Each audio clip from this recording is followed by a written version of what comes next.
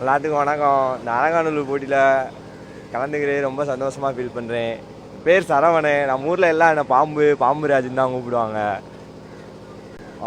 உசிலம்பட்டி முத்தாலம்மன் மாடு பிடிக்கிறதுல வடத்தில் மாடு பிடிப்பேன்.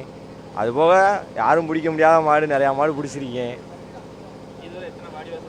இது வரைக்கும் ஒரு 20 வாடிவாசல் இறங்கியிருப்பேன். ஒரு 50 மாடு கிட்ட பிடிச்சிருப்பேன். அவ்வளோதான். ரொம்ப மகிழ்ச்சியாக தான் சந்தோஷமாக தான் ஃபீல் பண்ணுறேன். யதார்த்தமாக காலைல 4 மணிக்கு வந்தோம்.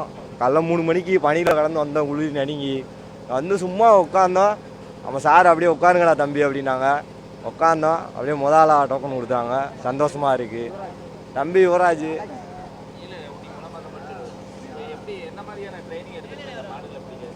மாடு பிடிக்கிற ட்ரைனிங்லாம் என்னென்ன இருக்குது?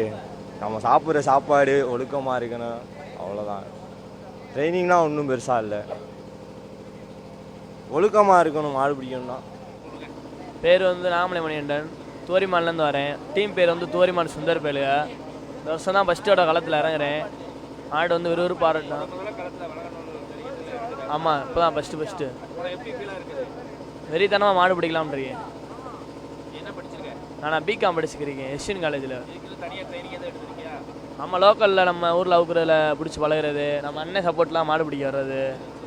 நம்ம அண்ணன் இருக்கனால தான் அண்ணன் டோக்கன் எல்லாமே நமக்கு பேசி எல்லாம் பண்ணுறது. நம்ம அண்ணன் இருக்கனால அண்ணன் சப்போர்ட்லாம் மாடு பிடிக்க வருவோம் உள்ளுவோம்.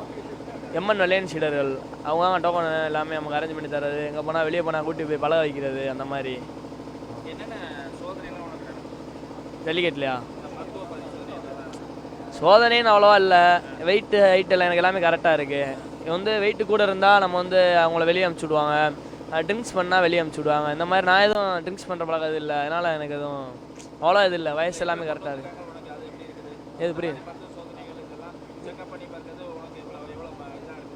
நல்லது தானே சார். இது ப்ராஃபிட் தான் நமக்கு எல்லாமே. இது ஒரு ஹெல்த்தியாக இருக்கா என்ன, நம்ம உடல் நிலை சரியாக இருக்கா, நம்ம ஃபிட்டாக இருந்தால் மட்டும்தான் உள்ளே போக முடியும். அப்படின்னா தான் கரெக்டாக உள்ளே போய் விளாட முடியும். ஃபிட்னஸ் இல்லாமல் போய் விளாண்டோம்னா கொஞ்சம் சேதாரமாயிரும்ல. அதனால் அரசு கவர்மெண்ட்டு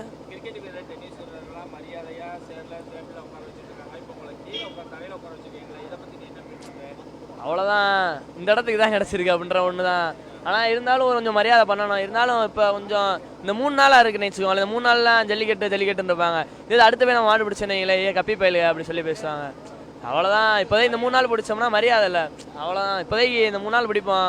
பிடிச்சிட்டு இந்த 2 கட்டை இறங்கலை. இந்த கட்டை தான் முதல் தடவை இறங்குறோம். மாடு பிடிப்போம்.